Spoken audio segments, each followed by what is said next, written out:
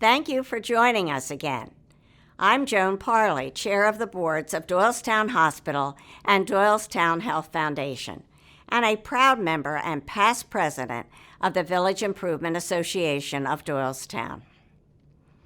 I hope you had an opportunity to watch Leading Through a Crisis, the first part of our film documentary on Doylestown Health's response to the coronavirus pandemic. In just a few months, Doylestown Health has been confronted by unique challenges and risen to the occasion with the resiliency that has characterized our history. 2020 has been one of the most remarkable years since Doylestown Hospital was founded by the VIA nearly 100 years ago. As the first surge of the pandemic retreated, a record-breaking hurricane struck Doylestown and damaged part of the hospital campus, including Children's Village. But in every storm, our silver lining is the steadfast support of our community. Generous financial support, the critical donations of supplies and food, and the inspiring messages of hope are at the heart of what makes this community special. As we know, necessity is the mother of invention. In direct response to the pandemic, and with the support of the Boards of Trustees and the Village Improvement Association, Doylestown Health is paving the way forward with new and exciting advances and protocols. As we look back on the past, we can see how the pandemic is shaping our future as a healthcare system and a community, and the positive impact we can make thanks to the challenges we have overcome with your support.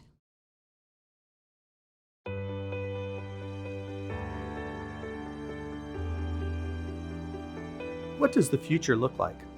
It's a question we at Doylestown Health and healthcare providers around the world have been asking ourselves for decades. But today, we find ourselves asking, what does tomorrow look like? What new challenges will today bring? As the curve of the pandemic began flattening in our area, we began reevaluating our programming, policies, and protocols for delivering care, allowing us to reopen our clinical services to patients and visitors.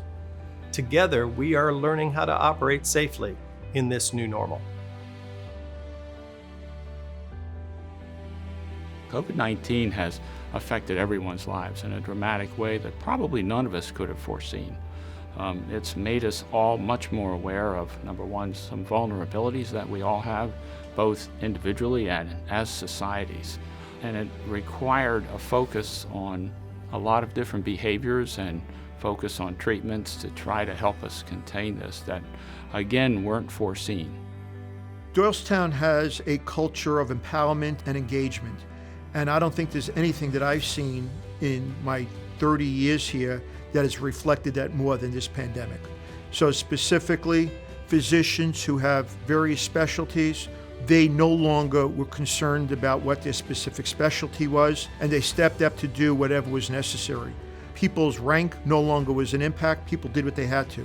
On the non-physician side, other clinicians in the hospital, and even non-clinicians, it was a question of what needed to get done and how people could fulfill that task. Here at this hospital, there's a spirit of collaboration that really doesn't exist in many other places. Not only between the staff, our cath lab works well with our admissions department, who works well with the laboratory.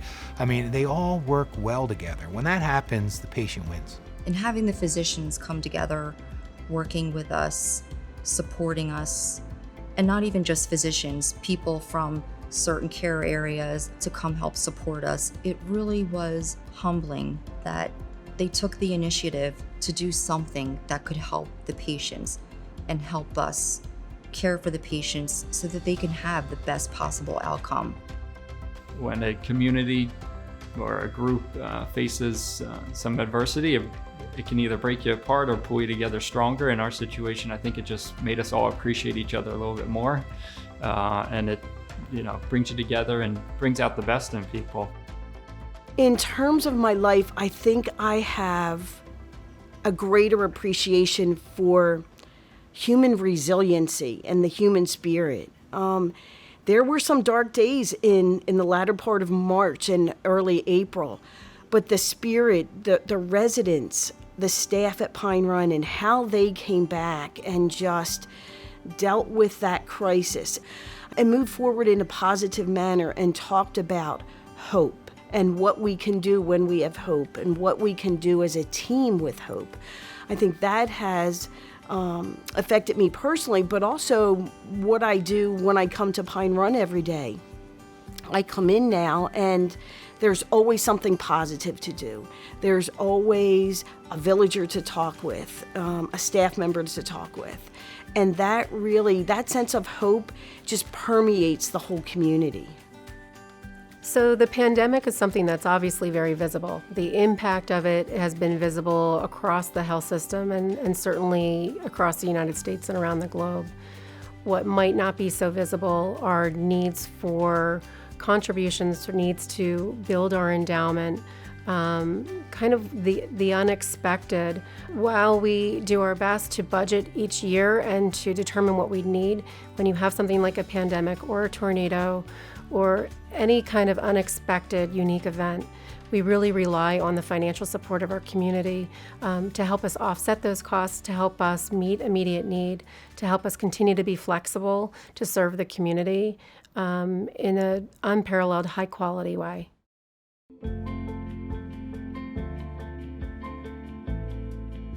We became involved with Doylestown Hospital when we moved here 19 years ago, and we retired to this area after looking up and down the East Coast for some place to go. And one of the key components was medical care.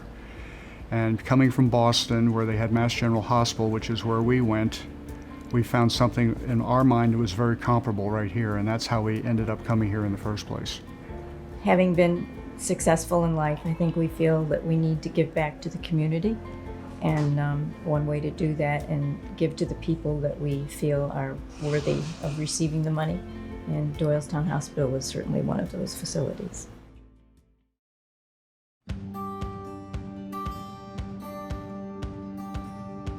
There are some changes that the pandemic has brought about that I think will be lasting. Nobody likes wearing the masks, but I think we're going to have a little more comfort with using that. If somebody's sick, I certainly hope that they'll be comfortable wearing a mask going forward. I think keeping patients spread out, making sure that waiting room is not crowded, I think that's going to be forever. I think even in the future, in the near future, when we have vaccines and we have herd immunity in the United States and the rest of the world, people will be more conscious, especially during the flu season and things like that, about wearing masks or social distancing, especially the vulnerable ones. I think nursing homes will forever be more vigilant on their patient population, screening people that come in, make sure they're not sick, especially during vulnerable times like the flu season and things.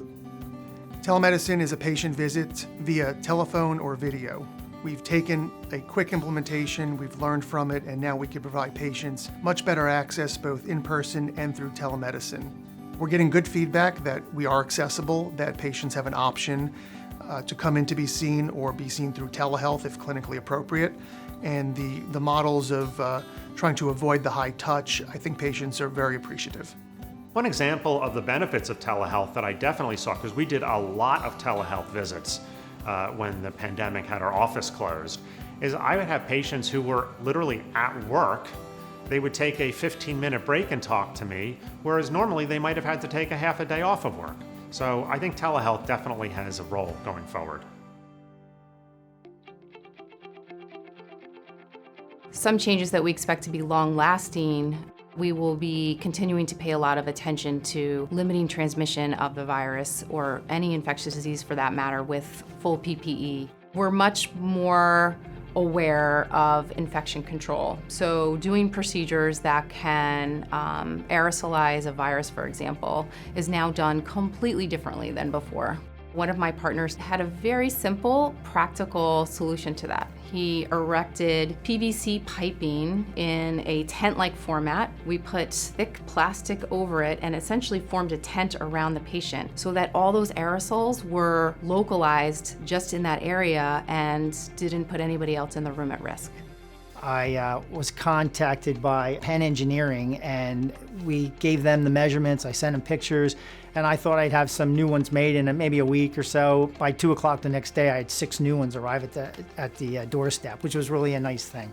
We now have established a COVID testing site, a completely off-site testing center that there are 4 full-time swabbers up there that are swabbing both people for surveillance and also people that have symptoms.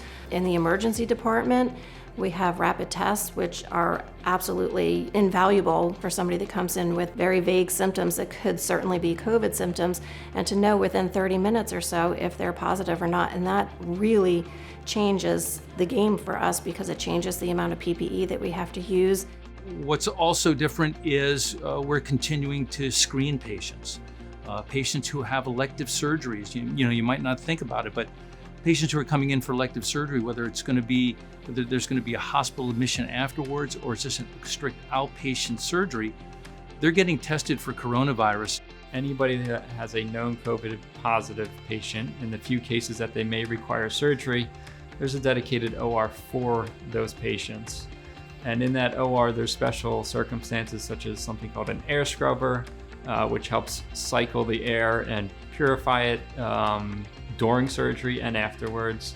Ultraviolet sterilization processes and other processes to really keep that OR clean and separate from elective and scheduled procedures. And the same thing is true kind of with the pathway as you recover from surgery. We are building a new 32-bed intensive care unit, and one of the things that we noticed that we did need was more negative air pressure rooms for patients that are positive, for patients that are even suspected to have COVID. It really will help to contain that, protect staff, and again, patients. So the 3rd floor is going to be a 32-bed ICU/IMU, which is sort of a step down. And I was kind of pushing for 14 to 16 negative pressure rooms. And we had about 7 in the ICU and then some others scattered around the hospital before the pandemic. But I saw that it was not going to be enough if we ever had another pandemic, or even, since the pandemic's not going to go away before the 3rd floor was going to be constructed. So went to administration, went to some of the donors, and pretty quickly we had it established that we could get that. And it was just telling of this community and administration that's willing to listen to what we have to say and then appropriately try to keep our healthcare workers as safe as possible. We continually were changing our PPE based on the recommendations, and then we continually thought of different ways to store the PPE to make it readily available for our nursing staff and physicians. To look ahead and be ready for what's coming down the pike, possibly, that has raised itself to a different level than it has in the past. We've learned from this pandemic. We've seen what works and what doesn't work, the changes we've put into place, and we're adopting the ones that do, and they'll be here for a long time.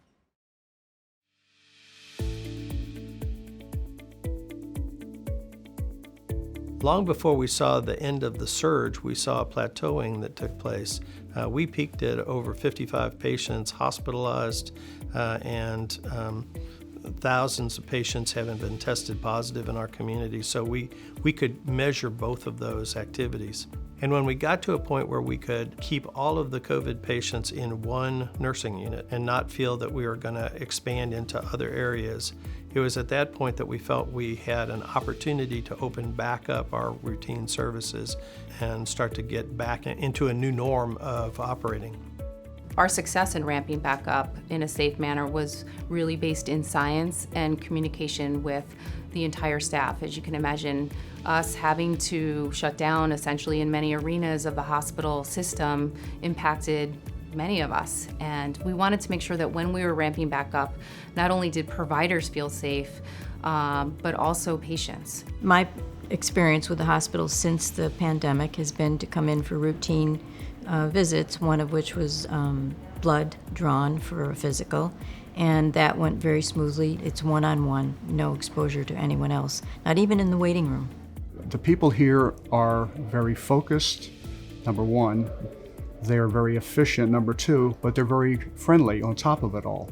And it's very limited as to who you come in contact with. They're very cautious about all of that.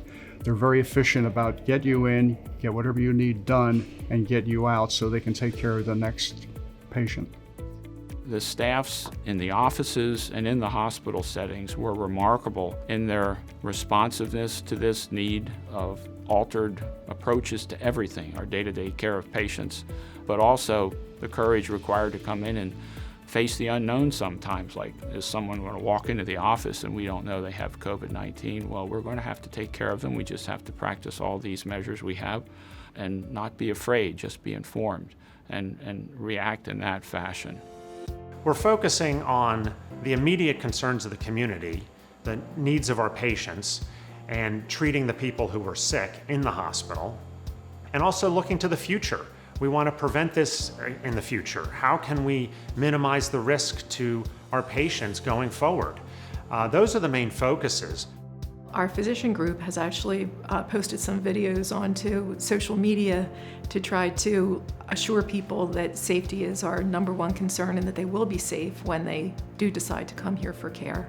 And we've been telling our community members to make sure that they come because we're concerned. Patients who have emergencies and need help because they're having a heart attack or a stroke, we give really good care to those patients. And if they postpone it, their outcomes are going to really be impacted. It's really just continuing with patient care and trying not to impact or change patient outcomes just because of the presence of COVID.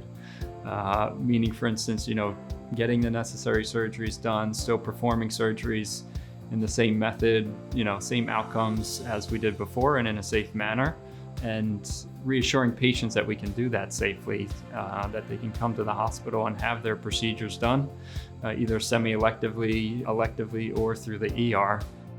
The motivation that I think all of us in medicine have from the beginning is patient care, taking care of patients, keeping their quality of life as good as ever, and getting them back on their feet so that way they can get back to their job or just their daily life and activities that they always do.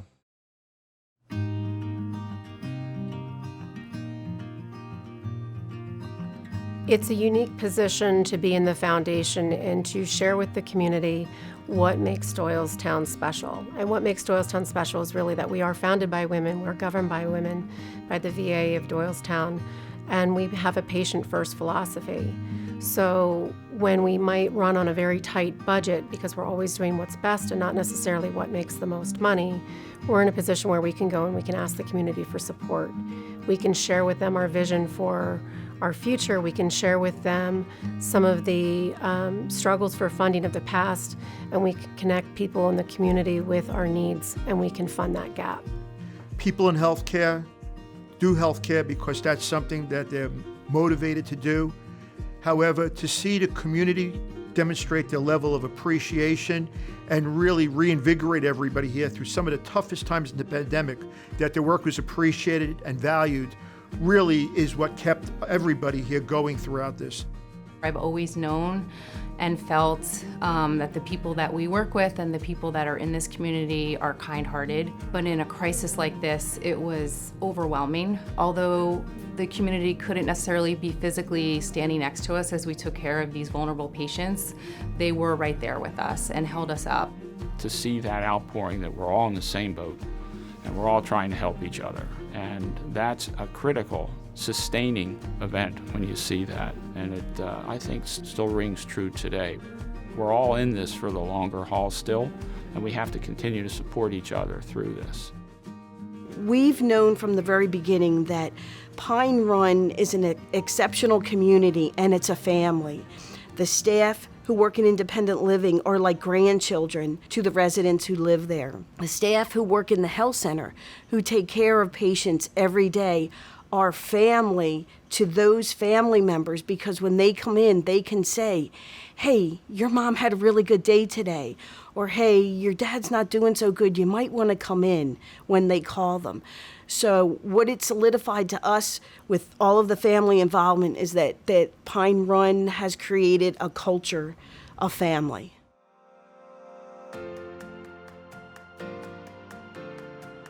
One of the things about Doylestown medical staff being a tight-knit group is the vast majority of us live here. We're part of the community ourselves. We're not commuting in from afar to this area. We're on the sidelines at high school games and pee-wee soccer. We're at the restaurants, we're walking through the streets and supermarkets. We see our patients, they see us, and that truly builds a sense of community between the hospital, our patients, and the physicians. I lived in this community for the last 19 years, and my children grew up in this community from the time that they were infants. And they were fortunate enough to be a part of a great, cohesive community that truly comes together when one of their community members, their neighbors, their friends are inflicted with a serious illness. It was wonderful to know that while we were struggling to find masks or gowns, that there was a drop box outside the hospital and cars from the community were lined up with people who had these items, happy to drop them off to support us in what we were doing. Looking at the types of supplies that the community had given in the time of hoarding, and people were just so concerned about having supplies for themselves, they looked like they cleaned out their cabinets and just brought them to the hospital. And it was just so touching because I know that everybody wanted those supplies for themselves at home, but they gave it to us.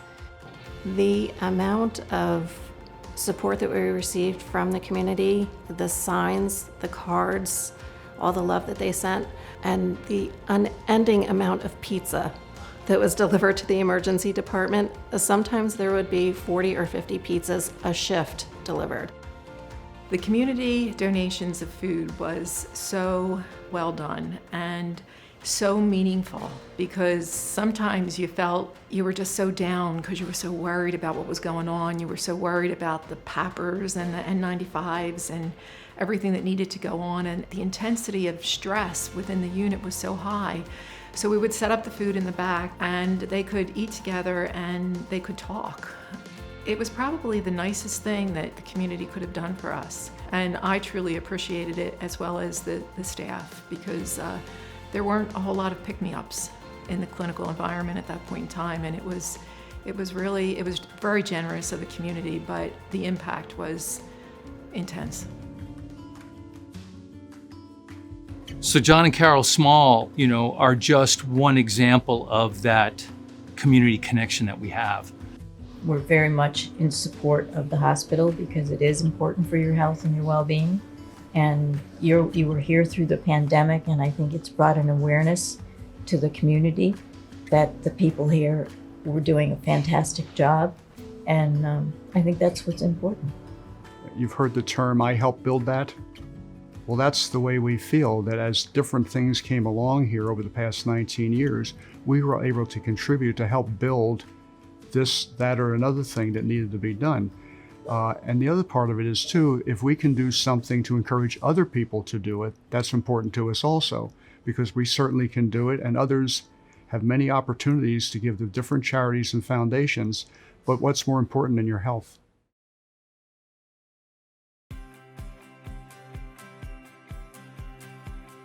I think to look at the future of Doylestown Health, you need to look at the past. And I look at the time since we moved here in 2001, how things have changed with the cardiac center, the cancer center, the emergency department, the women's birthing center. It's been growth, but not just for the sake of growth, it's been quality growth. And that's what's important to us.